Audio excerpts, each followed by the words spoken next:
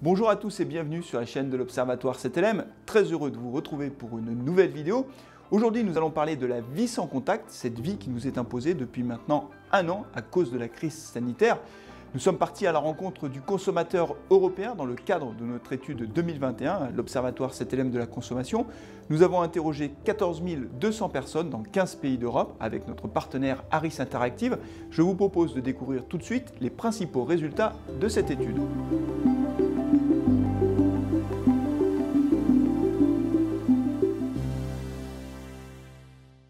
Allez, on démarre cette vidéo avec le baromètre de l'Observatoire CTLM. Comme chaque année, nous avons interrogé les Européens pour mesurer leur degré d'optimisme, leur morale, et force est de constater que le moral des Européens a beaucoup reculé par rapport à 2020. Ils attribuent aujourd'hui à la situation générale de leur pays la note de 4,7 sur 10. Elle était à 5,4 l'année dernière, donc c'est un recul de 0,7 points, ce qui est tout à fait significatif. La situation personnelle des Européens se détériore également avec une note de 5,7 sur 10 contre 6 l'an dernier. Dans un contexte toujours anxiogène d'un point de vue sanitaire et économique, il n'est pas étonnant de constater que les intentions de consommer, elles aussi, reculent beaucoup et à l'inverse, les intentions d'épargne augmentent de façon significative partout en Europe puisque 54% des Européens nous disent qu'ils veulent augmenter leur niveau d'épargne en 2021. Il faut noter également que le taux d'épargne des ménages européens en zone euro a beaucoup augmenté pour s'établir à 20%. C'est une augmentation de quasiment 50% par rapport à 2019.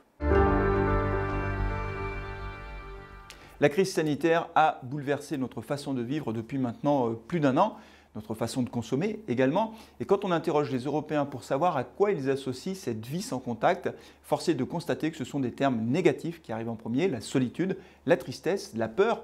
Le premier terme positif, c'est le côté pratique de cette vie sans contact qui n'arrive qu'en 5e position. Alors quand on pense au côté pratique de la vie sans contact, on peut évidemment penser spontanément au paiement sans contact qui a beaucoup augmenté avec la crise sanitaire.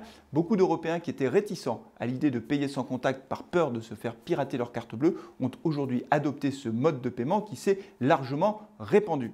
Un autre secteur qui a pleinement profité de la crise, évidemment, c'est le e-commerce, le click and collect.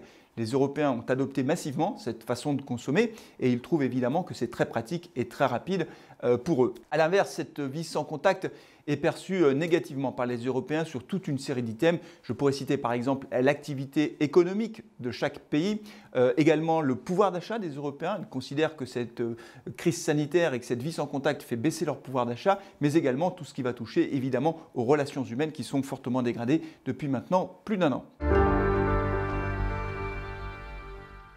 Le sans-contact existait avant la crise sanitaire. On pourrait prendre l'exemple du télépéage qui existe depuis le milieu des années 80, mais le paiement également sans contact qui existe depuis plusieurs années. Mais force est de constater que cette crise sanitaire va accélérer un certain nombre de tendances. Et d'ailleurs, les Européens en sont convaincus puisque 80% d'entre eux nous disent que le sans-contact sera encore plus présent dans nos vies dans 10 ans. Notons par ailleurs que de très nombreux Européens ont découvert à l'occasion de cette crise de nouvelles pratiques comme la télémédecine ou le télétravail. Le télétravail d'ailleurs, 67% des personnes que nous avons interrogées nous ont indiqué s'être très bien adaptées au télétravail et on peut penser que dans le monde de l'après-crise sanitaire, de nombreux Européens continueront à travailler à la maison, alors évidemment pas 5 jours par semaine, mais qu'il en restera quelque chose et que là pour le coup la crise sanitaire aura profondément et durablement changé la donne. Voilà, c'est tout pour aujourd'hui. Merci beaucoup d'avoir suivi cette vidéo. Je vous rappelle que vous pouvez retrouver l'intégralité de l'étude sur le site de l'Observatoire CTLM. Vous avez le lien dans la description de cette vidéo. N'oubliez pas de vous abonner également à notre chaîne YouTube et de nous suivre sur les réseaux sociaux.